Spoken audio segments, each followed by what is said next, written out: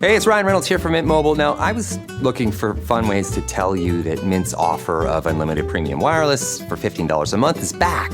So I thought it would be fun if we made $15 bills. But it turns out that's very illegal. So there goes my big idea for the commercial. Give it a try at mintmobile.com/switch. Upfront payment of $45 for 3-month plan, equivalent to $15 per month required. New customer offer for first 3 months only. Speed slow after 35 gigabytes if network's busy. Taxes and fees extra. See mintmobile.com. This episode is brought to you by Nespresso and Samra Origins by the Weekend Coffee Collection. Introducing Samra Origins. My collaboration with Nespresso is a connection to my roots, to my mother, Samra. Coffee that hits the right notes. It transports you. Crafted with unique notes and bold, soaring flavors. Experience a taste that moves you. Nespresso and Samra Origins. Discover more at Nespresso.com. As a scientist, I can tell you that Sundays are only 24 hours long. But with NFL Sunday Ticket and YouTube TV, you get every game every Sunday all in one place. That's upwards of 30 hours of NFL in one day. How can there be 30 hours in 24 hours, you ask? I have a theory. Magic.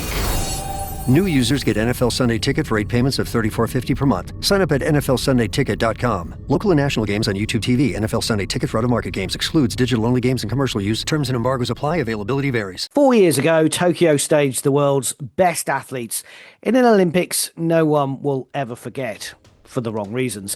At the time, and for many of us, we were just happy the so-called COVID Games went ahead, for the athletes who won medals and for ourselves watching at home. But we also realised what an impact the lack of crowd in the stadia had for those competing. This year, though, 2025, the Olympic Stadium in Tokyo will once again be full. I'm John. And I'm Michael, and this is Anything But Footy, the Olympic and Paralympic podcast. And this autumn, we've got our eyes very much on World Championships. So over the course of the next few days, we'll have some special episodes ahead of the World Athletics Championships in Japan, one of the most prestigious major international sporting events on the planet. Yeah, we'll look ahead with some big-name guests and hopes for British athletics in particular after a bumper medal haul at Paris 2024. I obviously made the final decision having gone through it many times, which was quite nice actually, just to make the decision and have that weight lifted off my shoulders. Yeah, in this episode, Georgia Hunter-Bell and that decision to focus on the 800 metres, the one she didn't win in Paris or win a medal in Paris. As you know, I always love to catch up with Georgia. Looking forward to playing that interview out in full for you shortly. This is Anything But Footy, moving on to Milan and looking ahead to LA with the latest news from the games. You can always stay in touch all the time with us on our socials. Just give Anything But Footy a search there and you can read all about us and hear what we are up to as well on our website, anythingbutfooty.com. So the World Athletics Championships will be held in Tokyo from September 13th to the 21st. More than 2,000 athletes from 200 countries will be coming to the Japanese city. Some 700,000 tickets have been on sale for the championships, making up for some of the lost Olympics, as mentioned. And it's weird to kind of think back, Michael, that Tokyo held those games and we were all grateful that the Olympics took place and the Paralympics, but it was so hard for the athletes and Japan just had empty stadiums. Yeah, you know what? And I look back at those championships and remember I covered them for radio, but I wasn't actually in Tokyo. So I was in the building at Talk Sport. I had my little studio. So I would generally get in, I was keeping Tokyo time, generally get in at sort of 10, 11 at night. And then I would work through to whatever it was, 2, 3 o'clock in the afternoon. And I look back at those Tokyo Olympics and they make me feel emotional because it was so special that they actually happened. And actually, for the first time in a long time, I actually just got to sit and sort of watch it all on television, literally watch it all on television. I had all the monitors, so I had everything unfolding in front of me. And when you're there, and not that I would change what we did in Paris for a heartbeat, but you don't see everything, do you? You follow a lot of it because you're traveling or you're at events or you're waiting. You follow a lot of it on social media or on your phone or whatever. So I'm actually quite emotional when I look back at Tokyo in that I watched it for a minute one, the start of the opening ceremony to the last minute at the end of the closing ceremony. And the other thing that when I look back at it, that I really enjoyed was because you couldn't do anything else. There was just this total focus on the sport. And when we went back to the games in Paris, when we think back to the games in London, there's all the carnival and everything else that kind of goes on, what we in our media game would call the colour of the event. And obviously there's this kind of push, isn't there, to do the colour of the event. What does it mean? Speak to the people in the wacky Union Jack suits and all the rest of it.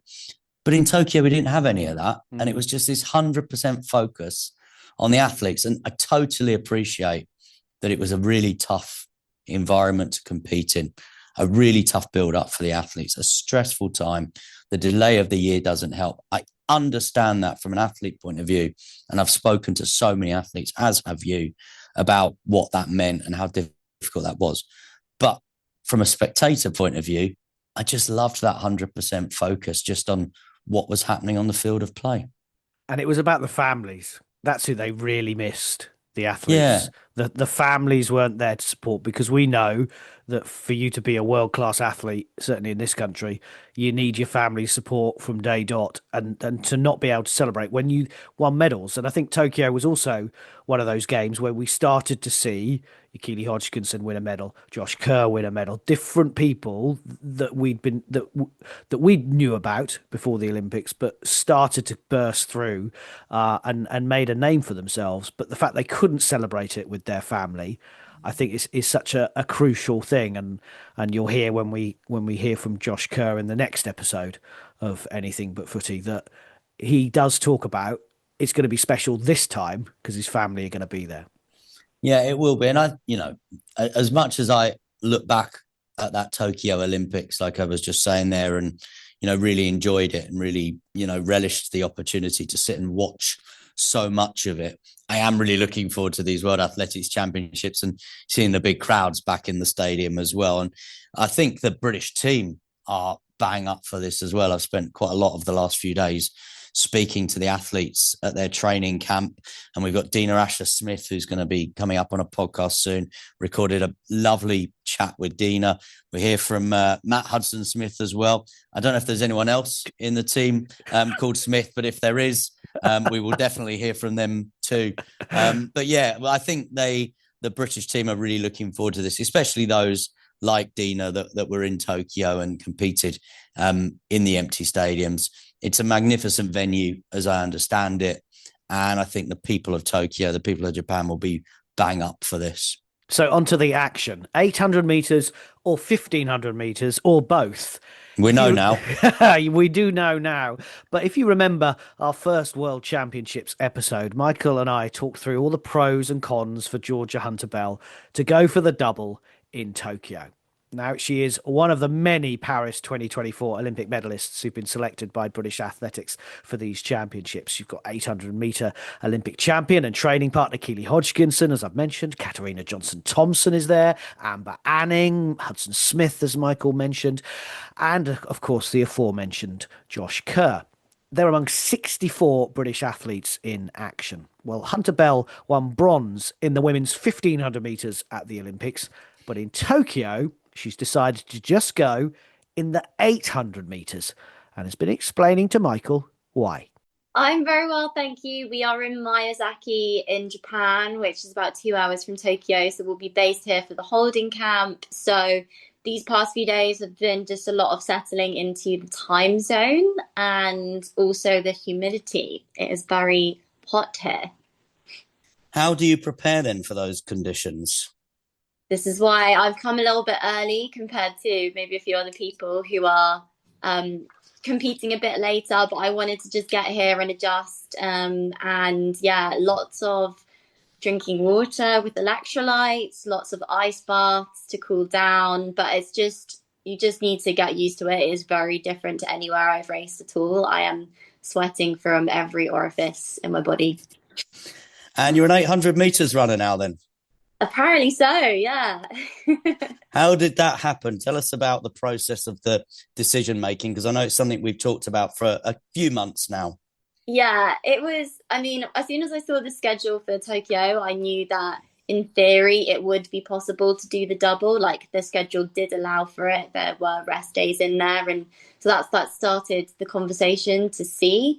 But as we got closer to the time and looked into the logistics of it and spoke to some smart people who have been there before and just also looked at myself and my training, we kind of decided that it would be really difficult to medal across both given how competitive the fields are, and we kind of had to pick one. I mean, I'm ranked about 4th or 5th in both, so neither is a sure thing, and I'm in that kind of medal fighting position in both.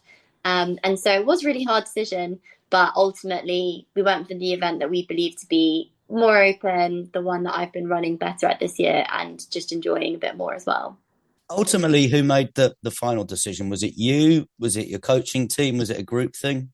Yeah, the final call where we said we have to decide today was a Zoom between me, Jen and Trev, and my husband George, and we kind of sat there and went through all the pros and cons. Everyone kind of like presented their case for what they thought was best, and then I obviously made the final decision, having gone through it many times, which was quite nice actually, just to make the decision and have that weight lifted off my shoulders. And why the 800? Do you think that represents the best opportunity for you to win another global medal? I think so, and that's why we've picked it. You know, just looking at the fields, I think they're similar in the sense that there's a clear leader in both with Faith Kipyegon and Keely, and then just looking at the head-to-heads I've had against other athletes in the events, the 800 is more open. Like I've beaten everyone that I've raced in the 800, whereas there's a lot of people in the 1500 that I haven't beaten, with people like Jess Hull and Waltedji. I did beat her just on the line in Paris last year, but since then she's improved since last year and she's ahead of Jess Hull. So just in terms of the depth, the 800 seemed, although it's obviously a very hard event, there are obviously very good athletes in it, this year is just slightly more open than the 15 in our opinion and analysis. Now, your training partner, you mentioned Keely, 800 meters Olympic champion. Did you speak to her at all? Was that part of the conversation? Yeah. I got advice from all different people that I respect. So obviously Keely's going to be one of them. We talked through it with, you know, the pros and cons, and did it with a few of my teammates as well. So yeah, I definitely got her opinion amongst others. And I don't know whether you do much in the way of visualization or manifestation, but do you visualize the 800 meters world final? Keely goes off and does what Keely does, leads from the front. But then Georgia Hunter-Bell does what Georgia Hunter-Bell does and comes late with a surge and wins the gold. Yeah, I mean, we run it in very different ways, which actually works quite well, like for both of our strengths, I think. So yeah, I am constantly thinking about it. Those visualizations come in at all times. You know, it can be at night when I'm trying to sleep, or just at random points in the day when I want to run, whatever it is. So of course, you go into every race standing on the start line, believing that you can be top of the podium. Every athlete does that, or every athlete, you know, in that top level definitely sees themselves that way. And I guess the important point, though, is that we have two very strong medal chances in this one event. And you know your history of your sport, and I know we've spoken about it in the past. It does feel like it's a kind of a heyday moment here again. Yeah, I think it's really exciting. Like everyone's been saying to me about the last time two Brits were on the podium together was with Steve Cram and Seb Coe a long time ago. So I've been watching back those races and kind of looking back at that with a bit of, you know, admiration of how cool that must have been for them at the time to do something like that. It would be amazing for us to do something like that again. And, you know, myself, Gemma and Keely are the three fastest women of all time in Great Britain for the 800, and we're all going into this championships together. So it just feels really exciting. We all feel very empowered. Now, as you know, I spent quite a bit of time last summer with Dame Kelly Holmes working together on the radio. I know you were talking to her. I've spoken to her a lot. She's got an enormous amount of wisdom, knows so much. How helpful was she? What did she say to you? Yeah, she was really helpful. I mean, everyone I'm sure will have an opinion on what's the best thing for me to do, but she's one of the few people that has actually walked in those shoes and done it. And so she was giving me lots of advice from logistical things with recovery, but also the emotional things of how to kind of contain my energy, because it is a lot of being up, being down, the rounds, like, and that's just as important to preserve as kind of physically getting rest. So yeah, she was incredibly helpful. I had lots of calls with her throughout the decision-making process. So very grateful to have her guidance. Yeah, how important is it to have someone like that has literally done the double in your corner? Yeah, it was so helpful. And she was really amazing after Paris last year, reached out to me because we have not the most kind of traditional track journeys, I guess. And for her, she got an Olympic bronze at 30, which is exactly what happened with me. And then went on to do the double Olympic gold later in Athens. So I feel like she saw, a little bit of maybe herself in me, and has just been very kind about being generous with her time if I ever need to talk anything over. And I really appreciate that, because it's important to have people to look up to like that, as well as, of course, having someone like Jen, who is my coach, who has also made many world teams in the 800 meters. So having someone that can literally be like, when I did this, or this is how it worked for me, you just really respect their opinion, because they've been there before. They know what they're talking about. I know you asked lots of people lots of different opinions. You even asked me in Birmingham what I thought about it. Just finally, obviously, we saw you at the climax and the conclusion of the Diamond League season. You look in great shape. How are you feeling ahead of these World Championships then? Yeah, really good. I mean, I wasn't feeling great in those past few weeks in the Diamond League, and still managed to put together quite a few good races. So that kind of encouraged me more. And yeah, I was really happy to run 155 and break that 156 barrier.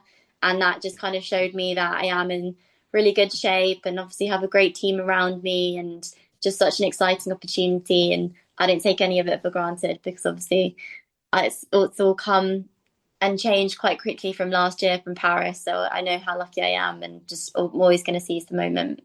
Well, enjoy that air conditioning where you are at the minute, won't you?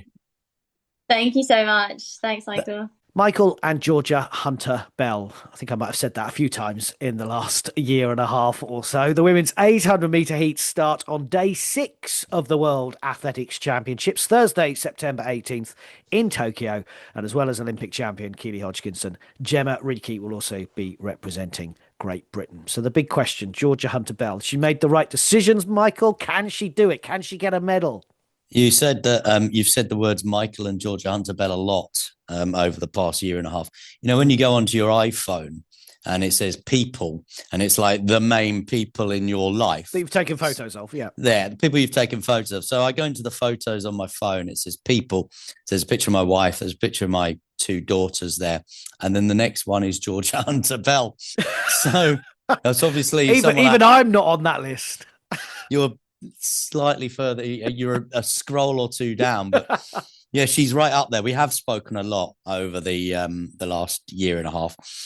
I think I probably was advising her to go for the double. I mean, I think we said, didn't we, that, you know, if you were going to go for it, this would be the year to do it. She has obviously opted for the 800 meters. Interesting there that it was a decision ultimately that she made, but after a Zoom call with Trevor Painter and Jenny Meadows, her coaches, and her husband, George Hunter. So that was interesting as well when we talked earlier, didn't we, about the importance of families making these decisions with your other half and everything. So she's gone for the 800. I had a chat with Dame Kelly Holmes, who she also consulted, bumped into Dame Kelly. I just say bumped into, I was tracking her every move on the app at the Great North Run. So we had a chat, and she said to me that she thinks, having spoken to Georgia, that she's actually made the right decision. And the reason I think she has come to that decision is, she said in that interview, she's ranked 4th or 5th in the world in both, but her times and the form of other people would suggest that the 800 meters is her best opportunity of a medal. And what about that bit in the interview where I said to her, if you're into visualization or manifestation, does Keely do what Keely does, which is go out hard and lead from the front? And does Georgia do what Georgia does, which is come late with a late surge and a big run? And will it be a Great Britain 1-2 in the 800 meters? It'd be quite a story if it was. Yeah, I think so. I think. Well, Keely seems to have come back from her injury phenomenally well. And based on what we've seen, and it's only been a very little bit, I can't see that anyone's going to challenge her for the gold medal. And can Georgia get another global bronze? Can she get the silver? I certainly wouldn't rule it out. She's a championship performer. Absolutely. So 64 names confirmed for Great Britain, as we said. We'll hear from Josh Kerr in the next episode on the strength of the men's 1500 metres. But just some of the other British headlines. Yeah, strong trio in the women's sprints. We'll be speaking to Dina Asher-Smith. Don't forget Amy Hunt, Daryl Neater also there. They'll compete across both the 100 and the 200 metres. And for the men, Budapest world medalist Arnell Hughes will be in the men's 100 and 200. Those finals on the same night, by the way, which will be the Sunday night. Wow. So that'll be the Sunday night in Tokyo. It'll be the afternoon or late morning for us. Alongside Matt Hudson-Smith in the 400 metres, Charlie Dobson and Sam Reardon, both of whom have run new PBs this year. They're in action too. In the field events, you've got world indoor champion Molly Cordery from 2024, hoping to be back to her best in the pole vault. And after such a long injury, Jasmine Sawyers will compete in the women's long jump as well. You can wake up in the UK on Saturday morning to find out how she gets on. And then later on in the week, of course, you'll have Emil Caress, who's taking part in the men's marathon. And something I noticed, Michael, that there were no British women at all in the women's marathon, the World Championship marathon, which when you think about the history of that event, I'm not saying from a medal point of view, but the amount of great female runners that we've had over that distance, the fact that there's nobody there, that was a kind of moment for me. Yeah, and it was a talking point actually at the Great North Run, because Ailish McColgan was asked, were you given the opportunity to go to the World Championships? And she said that she wasn't given that opportunity. I think basically with the New York Marathon coming up soon, that's where, for the marathon runners at least, that the priority is to run in those world majors. Elsewhere, for the World Athletics Championships in Tokyo, Olympic 200-meter champion Gabby Thomas is out of the Worlds already. The American has an Achilles injury. The US team includes all 7 athletes who won individual titles in Budapest. They include, of course, 100-meter champion and the Olympic champion Noah Lyles, hurdler Grant Holloway, pole vaulter Katie Moon. Other standout names, Cole Hocker, the Olympic champion in the 1500 meters. More about him with Josh Kerr in episodes to come. He's looking to do the double, though, in the 1500 and 5000 meters. And Sydney McLaughlin-Leveron will be opting for the 400 meters flat in Tokyo. Yeah, no Quincy Hall in the 400 meters, one of Matt Hudson-Smith's big rivals, who won the Olympic gold. So that again will be something we'll talk about with Matt Hudson-Smith in an upcoming episode. Host Japan have 80-strong team, including defending and Olympic javelin champion Haruka Kitaguchi and Sharika Jackson, Danielle Williams and Antonio Watson have all been named in the Jamaican team as they look to defend their world titles in their events. Michael will be covering the World Athletics Championships for Talk Sport. Keep an ear out for him there. But this is Anything But Footy, the Olympic and Paralympic podcast. And we will continue to build up to the World Championships over the next few days with those special episodes. So make sure you keep coming back. But we are the Olympic update. So we've got some other news from the Games, Michael. Yeah, Commonwealth Games. Actually, India and Nigeria have submitted formal proposals to host the 2030 Centenary Commonwealth Games by the deadline of the 31st of August 2025. The CGF, that's the Commonwealth Games Federation, says this follows unprecedented, diverse and wide-ranging expressions of interest in hosting the Games in 2030 and beyond. It's definitely, I think, if India haven't already fired the starting pistol for an Olympic bid, it's definitely part of their little beauty parade, if you like, that they will be submitting to the IOC ahead of a decision for a future Olympic Games host after Brisbane in 2032. Don't forget, you can always find Anything But Footy on social media. We're on all the platforms, so just give us a search there. You can read our blogs, read more about us, listen to what we do. That's all online at the website, anythingbutfooty.com. You can hear some of our favourite Olympic music on our Spotify Olympics music playlist. I must play that at least once a week. Anytime I'm on a long car journey a bit of Victor Masner and Prade from Paris 2024, and a bit of Celine Dion and Gloria Estefan and Elbow and all the others. They're all on there. So make sure you give that a listen and do stay with us. We are moving on to Milan and looking ahead to LA.